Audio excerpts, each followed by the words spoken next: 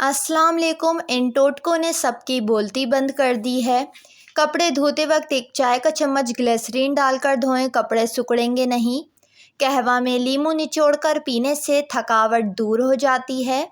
बालों में अगर तेल और मेहंदी लगाया जाए और 1 घंटे के बाद शैम्पू किया जाए तो बाल सेहतमंद और चमकदार नज़र आएंगे। पलकों को घना करने के लिए रात को सोने से पहले पलकों पर कैस्टर ऑयल रुई की मदद से लगाएं।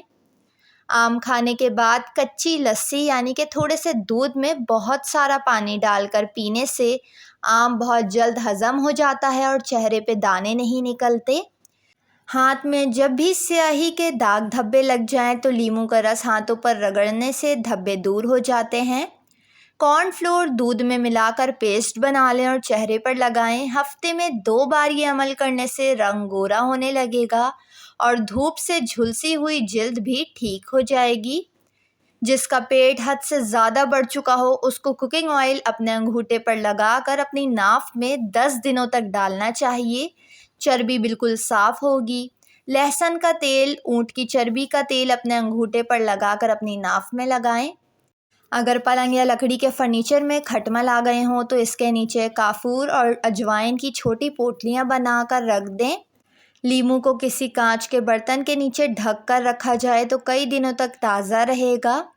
पेट में दर्द महसूस हो तो थोड़ी सी खालिस हींग पीसकर रुई पर रखें और नाफ में डाल दें। इससे पेट में रुकी हुई गैस और दर्द ठीक हो जाएगा।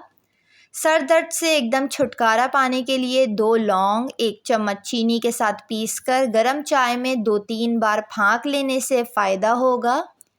फर्नीचर को काफ़ी दिनों तक धूल मिट्टी से बचाने के लिए जब भी आप पूरे घर की डस्टिंग करें तो फर्नीचर पर कपड़े में डालने वाला सॉफ्टनर या कंडीशनर थोड़ी सी मिकदार में कपड़े में लें और पूरे फर्नीचर पर मार दें। कई दिनों तक मिट्टी फर्नीचर पर नहीं आएगी। अगर आवाज़ बैठ जाए तो दाल चावल पकाएं और रात को पेट भर कर खाएं और कुछ देर के बाद गर्म पानी के 2 घूंट पी लें। 2 दिन ऐसा करें, आवाज़ बिल्कुल खुल जाएगी। अगर पाए गलाते वक्त इसमें थोड़ा सा सफ़ेद ज़ीरा, दालचीनी और लौंग डाल दिया जाए तो घर में नागवार महक नहीं आएगी और पाए भी लजीज बनेंगे।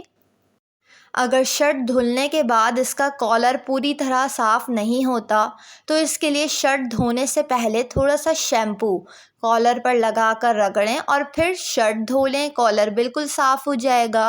और अगर कपड़े धोने वाली मशीन में थोड़ा सा शैम्पू डाल दिया जाए तो कपड़ों में चमक पैदा हो जाती है।